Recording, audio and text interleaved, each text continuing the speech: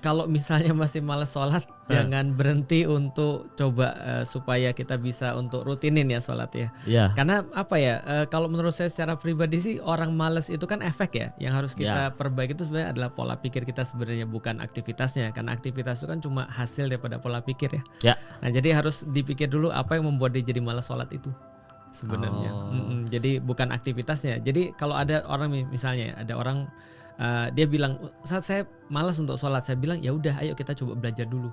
Saya nggak membenarkan malas sholatnya, tapi saya ngajak dia belajar dulu karena saya tahu bahwa itu cuma efek doang dan kita nggak ada gunanya untuk fokus pada efek. Nah sedangkan sebabnya itu adalah di sini nih, di kepala dia isinya.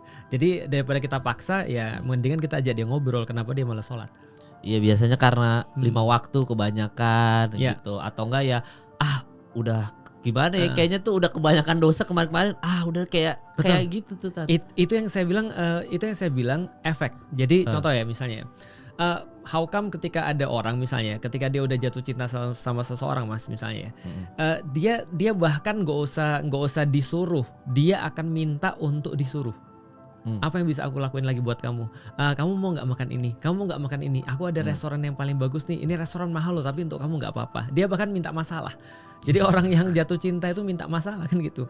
Nah berarti masalahnya bukan nggak bisa dong, tapi kurang cinta. Nah itu yang kita bahas. Nah berarti cintanya itu dulu yang ditumbuhkan, maka hasilnya adalah orang mau sholat, orang mau untuk zakat, orang mau puasa dan segala macam aturan. Maka kalau orang bahas tentang Islam ini kita langsung masuk ke hal yang rumit ya. Iya. Kalau kita bahas Islam ya misalnya ya. Islam itu kan bagi beberapa orang rumit ya. Kenapa bagi beberapa orang rumit? Karena dia mulai langsung penjelasannya syariat. Tapi kalau dia mulai penjelasannya adalah justru dari rasa cintanya, akidahnya dulu, rumit itu jadi enggak. Jadi enggak fair ketika contoh misalnya ada orang-orang barat misalnya dia bilang Islam tuh rumit banget. Sholat 5 waktu, harus puasa sebulan penuh, ada zakatnya, ada ini dan itu rumit banget nih, banyak aturan. Nah sementara dia enggak pernah bahas cintanya dulu. Padahal ada orang-orang yang sudah jatuh cinta, mereka melakukan segala sesuatu yang absurd di luar daripada pandangan orang-orang. Menurut mereka itu biasa. Contoh misalnya, ada orang ketika Coldplay datang itu rebutan tiket. Ikut rebutan gak? Enggak. Ikut rebutan tiket. Kadang-kadang sampai nggak masuk akal loh. Sampai penjualan keberapa tuh katanya tuh. Sampai kemudian apa katanya sampai ini ya penjualan terus penjualan lagi terus dijual lagi dan seterusnya. Sampai tembus 30-40 juta ya. Tapi orang mau. Bagi kita kan absurd.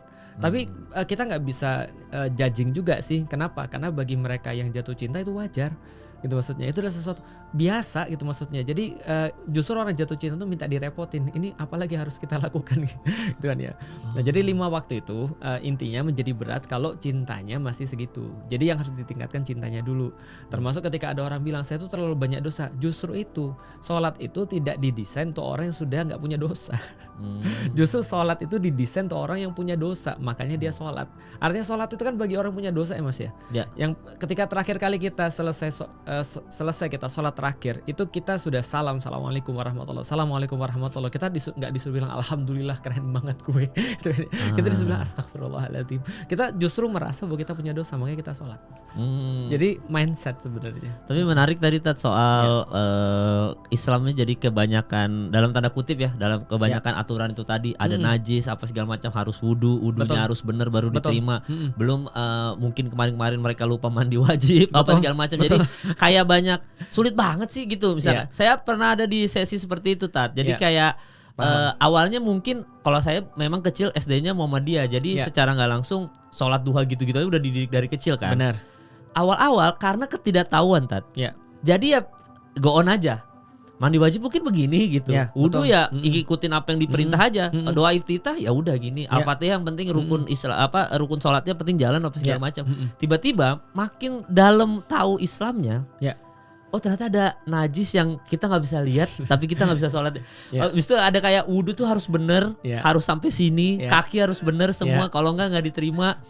Jadi kayak kok jadi makin rumit itu gitu ya. Belum lagi pembahasannya wudu tuh dari atas ke bawah atau bawah ke atas gitu. Yang ini saya kemarin lihat kajian Ustadz Hadi Hidayat, ternyata muka tuh harus gimana. Kayaknya bahkan kita salah semua gitu ya. Iya, pas masbuk misalkan. Datang masbuk, oh ternyata kalau ruku tuh harus Allahu Akbar dulu karena itu rukun sholatnya, baru Allahu Akbar lagi kan. Betul. Itu aja kayak oh salah ya gitu maksudnya. Oh kemarin tuh salah gitu Tat. Betul. Nah itu juga termasuk salah satu kritik kita terhadap dunia pendidikan Indonesia. Dunia pendidikan Indonesia itu memulai pelajaran Islam dengan what and how, tapi minus why. Itu problemnya sangat besar sekali tuh. Karena ketika orang belajar what and how dan nggak punya why, dia cuma menjalaninya cuma sekedar aja. Begitu dia tahu dan dia sudah berkembang akalnya, ini menjadi problem besar bagi dia. Kenapa? Karena dia merasa saya melakukan ini bukan karena kesadaran saya. Nah, why ini adalah bagian mindset, non fisik. Kalau what and how kan bagian fisik ya, sesuatu yang bisa dilihat, sesuatu yang bisa diindikasikan, sesuatu yang bisa untuk dievaluasi dan seterusnya. Tapi masalah-masalah non fisik ini ternyata itu yang paling berpengaruh. Nah makanya di Indonesia itu yang pertama adalah tentang masalah what and how itu yang diajarkan lebih dulu daripada pertanyaan why. Itu yang pertama. Yang kedua tentang masalah detail lagi ya. Saya pernah ketemu dengan orang yang sangat detail dengan minum teh. Gimana? Jadi saking cintanya dia dengan budaya minum teh, Mas. Itu minum teh itu aturannya banyak banget bagi dia. Saya ketemu lagi dengan ada orang yang dia benar-benar mencintai audio. Jadi audiophile gitu kan ya. Pokoknya maniak audio banget. Itu Mas, itu aturannya banyak banget Mas. Kalau kamu misalnya pergi ke ruangannya harus begini. Kalau duduk harus di posisi ini, di sini harus ada di sini, ini harus ada di sini, segala macam diffuser dan banyak banget lah urusannya itu pokoknya. Itu baru urusan teh, baru urusan audio. Saya pernah ketemu lagi dengan orang yang benar-benar maniak mobil. Itu pokoknya sangat detail sekali. Orang yang jatuh cinta itu akan detail, Mas. Itu yang membedakan antara orang jatuh cinta dengan orang nggak jatuh cinta. Orang jatuh cinta detail. Makanya saya bilang nggak fair ketika kita bahas Islam, tapi kita nggak bahas cintanya dulu. Kita nggak bahas tentang akidahnya dulu. Ketika kita sudah bahas tentang akidahnya, baru fair kita bahas tentang sholat 5 waktu. Kita baru fair bahas tentang segala macam. Nah makanya saya selalu bilang misalnya contoh ya ketika saya pergi untuk umroh itu kan juga banyak sekali aturan-aturannya Mas ya. Lalu saya bilang pada seluruh orang-orang yang pergi umroh, saya bilang gini, kebanyakan orang-orang pergi umroh itu yang mereka nggak dapat ketika mereka pulang dari umroh itu adalah karena urusan fisik atau non fisik. Saya tanya pada mereka, kebanyakan mereka jawab karena masalah-masalah fisik, tapi sebenarnya tidak. Kita itu gagal melakukan ibadah kebanyakan gara-gara masalah non fisik, bukan masalah fisik. Gimana contoh di dalam puasa misalnya Rasulullah pernah berkata begini, kamin soimin, berapa banyak kalian itu ngelihat orang berpuasa, laisalahum min siyamihi, mereka tidak dapat apapun di dalam siamnya atau saumnya itu illal ju' wal kasal, kecuali dia merasa lapar dan merasa capek. Kenapa? Karena niat mereka, bukan perbuatan mereka yang salah. Jadi lebih kepada bukan rumitnya itu, tapi karena ini loh dalam hati mereka. Jadi contoh gini ya, ada orang yang sholatnya benar, ada orang yang puasanya benar sampai detail dia benar-benar, tapi dalam hatinya dia nggak siap untuk itu, pahalanya nggak dapat. Oh gitu Tat? Iya. Tapi ada orang-orang yang dia benar-benar niat mau melakukan sesuatu sesuai dengan yang dia mampu, dia pelajari semua dan dia coba untuk semuanya dia lakukan sesuai dengan yang dia pelajari, tapi ada yang miss, itu Allah cenderung akan maafin. Dibandingkan orang yang salah niat. Nah makanya di lapisan itu sebenarnya menurutku sih kenapa kita lebih tertarik untuk belajar tentang masalah why tadi, karena Rasulullah juga memulai dengan masalah why. Maka para sahabat yang hidup di zaman Rasulullah itu kadang-kadang kita menemukan mereka banyak kurang dalam permasalahan what and how. Tapi karena why mereka sangat kencang sekali, itu banyak dimaafkan oleh Allah dan Rasul. Detail what, how, why ini gimana sih Tat? Nah contoh misalnya takbir itu Allahu Akbar. Kalau didetailkan, kalau misalnya kita mau urusin hukum fikihnya, ada yang mengatakan harus tangannya sampai batas telinga. Lalu kemudian setelah itu dia bersedekap, dia baca suratul Fatihah. Setelah dia baca suratul Fatihah sebagai salah satu daripada rukun sholat, dia lanjutkan dengan rukun sholat yang lain. Pertanyaannya, kalau andaikan ada orang misalnya dia udah niat sholat, terus tiba-tiba dia lupa 1 rakaat, diterima nggak sholatnya? Enggak. Diterima. Dia lupa 1 rakaat nih, harusnya sholat zuhur 4 rakaat, dia 3 rakaat salam, itu diterima asal dia melakukan segala sesuatu yang paling maksimal sesuai dengan kemampuan dia. Dia atau misalnya diingetin sama jamaah bilang, Ustadz mohon maaf Ustadz, ini tadi Ustadz jadi imam tapi cuma 3 rakaat. Oh saya cuma 3 rakaat ya, iya mohon maaf saya salah, yuk kita sujud sahwi bareng-bareng. Itu diterima sholatnya, gak usah ngulang lagi. Artinya Allah itu memaafkan segala sesuatu yang bersifat teknis. Kenapa? Karena bersifat teknis itu kalau lewat kita sudah sesuai kemampuan kita, benar-benar sesuai, itu insya Allah akan dimaafkan oleh Allah kalaupun kurang. Tapi kalau untuk urusan niat, walaupun sempurna kemudian pelaksanaannya itu cenderung nggak dimaafin, Mas. Cenderung nggak diterima. Ada orang sedekahnya betul, misalnya sedekahnya di masjid tapi pengen disebut misalnya, nggak diterima oleh Allah. Nah makanya menurutku permasalahan non fisik ini lebih penting daripada permasalahan non fisik. Permasalahan fisik. Kalau di dalam kalau orang di dalam Islam dia sudah benar-benar paham tentang masalah non fisik, masalah hati, masalah niat, masalah cinta pada Allah, insya Allah kedepannya itu akan lebih mudah. Umroh misalnya, kita udah benar-benar niat ini adalah undangannya Allah, ya sudahlah, kita udah kayak orang diundang. Namanya orang diundang ya sampai di sana ya apapun dinikmati. Tapi begitu ada orang yang niatnya sudah nggak benar gitu kan ya, walaupun dia ngerti teknisnya, dia paham dan hafal, tapi tetap aja nggak ada nilai dalam perbuatan dia. Karena nilai itu kan tergantung niat. Kalau dia niat tapi lebih sempurna lagi gimana, Tat? Nah itu pahalanya lebih banyak. Nah, itulah makanya kan contoh misalnya di dalam Islam ini Islam konsisten sekali. Contoh misalnya Islam mengatakan, kata Rasulullah dalam Islam tuh pandangan orang tentang baca Quran misalnya sama kayak sholat kan ya. Apakah baca Quran hukumnya bisa baca Quran tuh hukumnya wajib? Tidak. Yang wajib itu belajarnya. Jadi yang wajib itu belajarnya. Ada orang-orang yang sudah belajar, Mas, entah kenapa sulit banget lidahnya, Mas. Itu ngomong fa jadi pa, itu orang Sunda misalnya. Orang Minang ngomong ko jadi ka misalnya. Dia nggak bisa sempurna dalam mengucapkan Al-Quran. Apalagi dalam lidahnya orang Indonesia kadang-kadang kebolak-balik, Mas. Itu kan ya. Do jadi za jadi segala macam kebolak-balik. Nah, kalau dia misalnya terbata-bata dalam mengucapkan Quran, itu masih dapat dua pahala. Satu pahala adalah pahala baca Quran, satu lagi pahala terbata-bata. Malah lebih enak kadang-kadang. Contoh ya, ada orang lancar baca Quran, alam nasyrah laka sadrak, udah dapat pahalanya satu huruf 10 pahala. Nah kalau ada orang baca Quran nggak bisa, alam gitu. Udah berapa kali diucapkan alam itu. Nah berarti udah berapa kali lipat pahalanya, karena pahala susahnya dapat, pahala baca Qurannya dapat. Jadi Islam konsisten. Jadi kalaupun kita dalam masalah teknis kita merasa masih banyak kurang, bagus. Merasa sudah pro, itu yang justru nggak boleh. Tapi yang benar-benar kita harus lurusin adalah niat kita sebenarnya. Tadi rasa cinta, rasa pengen untuk menyenangkan Allah sesuai dengan perintah Allah dan seterusnya. Itu yang paling penting. Ya saya alhamdulillah pernah umroh juga, Tat. Walaupun itu bukan undangan, maksudnya kayak endorse ya jatuhnya. Astagfirullah. Tapi betul. Sedikit saya potong ya. Dalam pandangan kita, umroh itu adalah undangan, apapun itu. Ada teman saya yang saya ajak dia, yuk namanya Fuad, kita pergi umroh yuk. Dia juga masih bertanya-tanya sampai pergi ke sana, Mas. Kenapa harus saya yang pergi?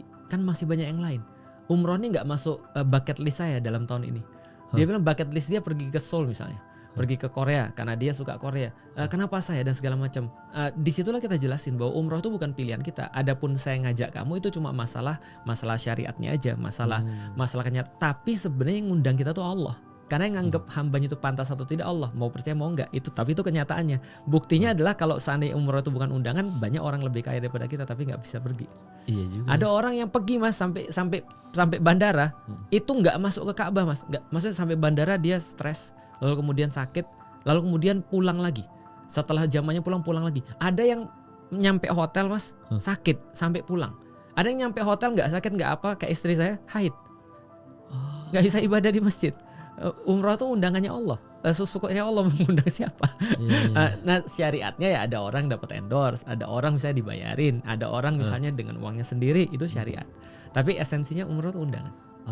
Iya, soalnya waktu pas umroh itu memang kalau secara mental sih belum siap tapi ya. Tapi mau nggak mau karena di endorse ya udahlah berangkat aja. Dan hari pertama nyampe di Madinah dulu sih, Tat. Kalau saya itu memang ngedemam dulu tuh awal-awal Madinah. Apalagi kan saya sendirian ya, di endorse itu memang berangkat sendirian, perwakilan.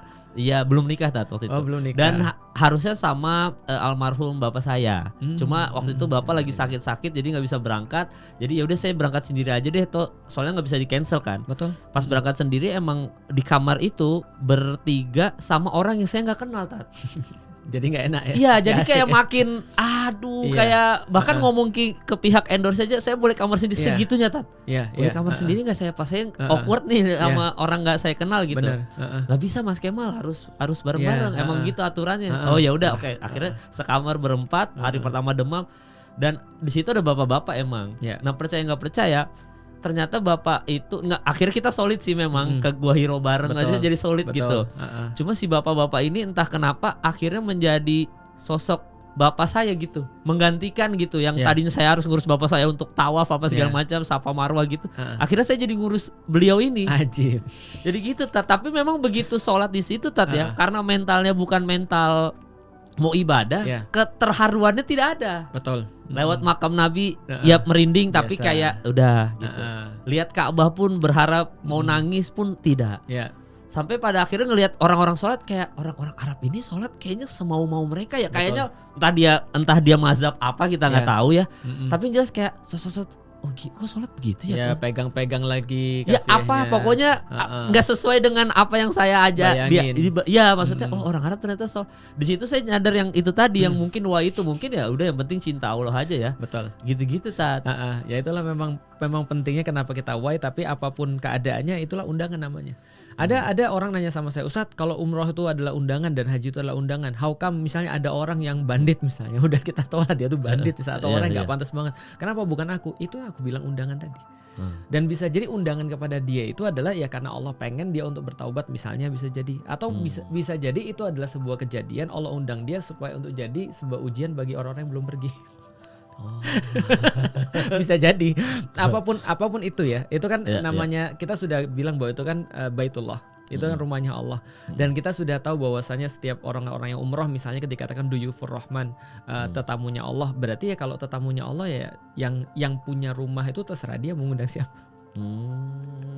Bukan berarti karena kita punya duit kita bisa bertamu ke tempat orang. Misalnya contoh, kalau misalnya nggak diundang sama Mas Kemal ya aku nggak akan berada di sini dong. Tapi karena Mas Kemal undang aku ya aku berada di sini. Nah Mas Kemal undang siapa itu terserah Mas. Gitu kan. Bukan berarti kalau tiba-tiba ada orang lebih terkenal lebih pintar daripada aku, dia datang ke sini, saya mau dong ikut podcastnya. Oh saya nggak undang kamu, gitu kan? Kira-kira gitu. Persis sebenarnya. Iya. Tapi memang karena Arab sekarang udah modern juga ya Tati. Maksudnya ada Starbucks ya, ada McD. Benar. Jadi kayak keusuhannya tuh mulai gitu-gitu. Itu yang termasuk yang kita kritik kemarin. Yang kita kritik adalah kebanyakan influencer sekarang ketika pergi ke sana bukan cuma umroh, tapi mereka ternyata membarengi dengan yang lain, entertainment, mereka lalu kemudian pergi ke Laut Merah dan segala macam. Itu yang kemarin kita ketika saya coba jelasin kepada jamaah, kenapa sih Ka'bah itu adanya di Arab? Itu karena sesederhana karena di Arab nggak ada apapun selain Ka'bah, sehingga orang nggak bisa nyambi. Coba bayangin kalau Ka'bah di Indonesia misalnya. Kalau Ka'bah di Indonesia orang habis umroh atau habis haji misalnya, mereka pergi ke pantai dong. Gitu kan ya. Artinya ada ya kita nggak tahu hati orang, tapi kita kan menjaga niatnya susah Mas ya. Artinya menjaga yang non fisiknya susah. Saya niatnya mau umroh misalnya, tapi kadang-kadang kan itu aja sekarang udah teralihkan dengan handphone, dengan kemudian selfie dan segala macam, dengan mereka bikin konten dan seterusnya. Walaupun tadi yang kita bilang endorse dan seterusnya. Nah ini kan masalah hati kan kita nggak bisa judge pada orang. Cuman kan kalau kita jaga ya. Nah sekarang itu di sana itu tadi kita bukan hanya ketika umroh tuh bukan hanya umroh, tapi sudah banyak tempat main, sudah banyak kafe dan segala macam. Ya itulah pintar-pintarnya kita Mas. Iya. Nah jadi kalaupun mau pergi ya gunakan untuk manfaat. Contoh misalnya saya pergi sama istri saya pergi ke kafe juga. Cuma perginya sama istri saya karena dia minta Abi pergilah Abi kita ngopi yuk dan segala macam. Ya udah ayo kita ngopi. Nah, kenapa? Karena untuk nyenengin istri. Nah jadi kita pakai juga sesuatu yang nggak cuma kosong gitu loh maksudnya, tapi ya sesuatu yang manfaat. Iya dan makan al baik ya. Ya itu udah wajib kayak sekarang. Tapi memang Tat waktu berangkat ke sana kan ada ini menarik juga karena waktu itu Ustadz pernah ada di FYP saya soal mengkasihani kita masuk ke cinta dari kasihan. Betul. Jadi waktu itu pas saya umroh ke sana karena saya lihat Ka'bah, saya sering cerita juga sih ada di beberapa podcast. Tapi begitu saya ke sana lihat Ka'bah hari pertama dari Madinah itu saya tidak terharu. Saya makan tuh di Grapari Telkomsel atau apa barengan sama jamaah yang lain. Terus ada satu ustadz gitu masih muda seumuran saya, dia itu jalan kaki pokoknya dari mana dia dari Indonesia jalan kaki sampai ke Mekah akhirnya. Nah di sana itu dia cerita kalau karena dia orangnya juga anak muda jadi gue lu aja. Terus dia bilang Mal itu apa namanya istilahnya. Nah dia ngobrolnya gini sih Tat, dia memang karena ini ngobrolnya santai ya. Surga neraka tuh gimana digituin. Ya ini aja sih surga menurut gue ya dingin, adem, ada kolam gitu-gitu enak gitu. Neraka tuh panas. Itu kan yang kita pikirin selama ini. Coba bayangin aja katanya, asumsi aja. Jangan-jangan neraka itu bukan panas gitu, bukan. Tapi jangan-jangan neraka itu orang-orang yang dicuekin sama Allah. Di surga ini orang-orang yang dicintai sama Allah. Lu punya pacar nggak? Lagi jomblo gitu. Tapi pernah punya pacar kan? Pernah. Coba lu berantem sama pacar lu, terus habis itu lu dicuekin dah gitu. Galau nggak dulu di rumah? Pasti pengen nelpon kayak ada apa sih? Ayo kelarin masalah ini. Gak enak nih perasaan nih, gundah gulana, galau nih. Gitu-gitu. Jangan jangan berantem, jangan cuekin aku gitu. Akhirnya gua dicuekin 3 hari, galau nggak mau makan, sedih, depresi. Begitu dia angkat telepon lagi, seneng lagi, gitu kan. Nah. Itu baru lu dicuekin pacar mal. Coba dicuekin Allah gimana, dan itu pokoknya sampai seumur hidup lah udah dicuekin Allah. Itu nggak enak. Makanya kita ini ibadah ini semuanya ini cuma untuk ngambil rasa cintanya Allah supaya kita disayangin. Makan dan pacar sama analoginya kan. Manggil, sayang rumah kosong, OTW, langsung lari ya. Langsung dipanggil, jemput aku sekarang, Bapak OTW. Ibu pergi ya. Iya, langsung cabut. Kan Allah juga sistemnya manggil juga tapi betul. Lewat azan. Allahu Akbar, Allahu Akbar. Lu bayangin orang yang kita kejar cintanya seumur hidup nih, dia manggil lo nggak langsung ke masjid mah. Betapa kalau itu cewek, betapa marahnya nih Allah sama lu gitu. Jadi gimana caranya lu bisa dapatin cintanya Allah kalau lu aja dipanggil nggak mau langsung pergi ke masjid, nggak mau sholat, marah itu pasti. Kayak cewek aja marah. Itu makanya. Nah dari situ langsung ke masjid ya. Langsung ke Ka'bah. Nangis ada-adanya sampai ingat, ya Allah sholat kadang-kadang jam 3 sholat kadang-kadang gitu Tat. Ya itu yang maksud saya pro. Jadi itu yang maksud saya pro. Yang pro itu tadi ketika dia sudah menyadari efek tadi yang pembahasan non fisik yang nggak kelihatan bahwa saya tadi kayak cewek dan segala macam. Tapi kalau kita bahas itu sama orang yang belum punya rasa cinta, nggak ngefek. Dia akan ngerasa tadi Allah itu kayak sadis banget ya. Kayaknya Allah itu kayaknya caper banget sih dan segala macam. Allah kan bukannya nggak perlu manusia ya, kok dia kayak cewek. Dan nah itu tadi aku yang tadi saya bilang bahwa saya orang tuh nerima beda-beda, tergantung kadar cintanya seperti apa. Nah dan enaknya di sana itu hati kita kan jadi lembut. Jadi apapun yang dinasihatin pada kita jadi masuk. Nah makanya balik lagi sebenarnya kalau kita lihat ada orang ketika dia belum melakukan apa yang kita lakukan ya kita nggak boleh judging memang kepada dia. Dan contohnya misalnya kalaupun kita sudah menjelaskan bahwasanya ketika Allah itu seperti perempuan atau kekasih kita yang minta kekasih yang manggil kita misalnya, tiba-tiba kita nggak mungkin melewatkan panggilan itu. Lalu bagaimana dengan azan? Toh terus ketika dia pas azan dia belum pergi ke masjid juga, bagi saya juga tidak menjadi problematika besar. Kenapa? Karena ya kita tetap lihat ya berarti kita belum bisa untuk memunculkan rasa cinta yang sama seperti yang kita punya. Jadi nah itu intinya yang kita harus concern tuh di situ, bukan pada perbuatan dia.